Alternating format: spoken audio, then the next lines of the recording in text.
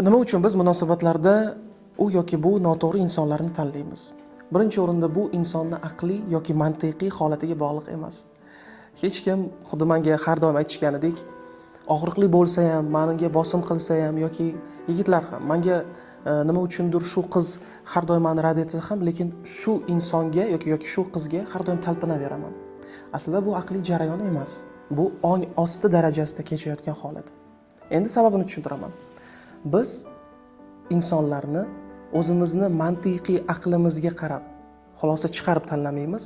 Biz ularni ongsiz ravishdagi o'zimizga tanish bo'lgan dasturlar orqali tanlaymiz.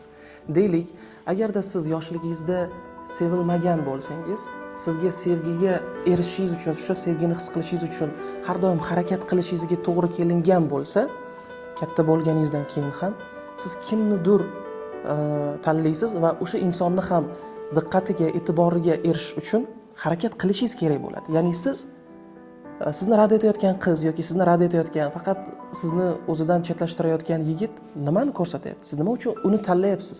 Nima uchun u yigitni almashtirsangiz ham yoki u qiz bilan munosabat tugagan taqdirda ham siz yana boshqa inson kelsa ham yana o'sha insonni sifatlariga o'xshagan bo'ladi.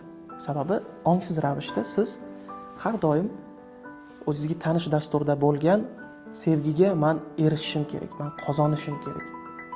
Har doim shunaqa qiyin vaziyatlarni qayta-qayta tanlayverasiz. Bu dasturingizga bog'liq. Yana ham mukammal yoritib berilgan psixologik darslar uchun profilimizning bio qismiga kirib, Telegram kanalimizga ulanish orqali mutlaqo bepul bo'lgan darslarni qo'lga kiritishingiz mumkin.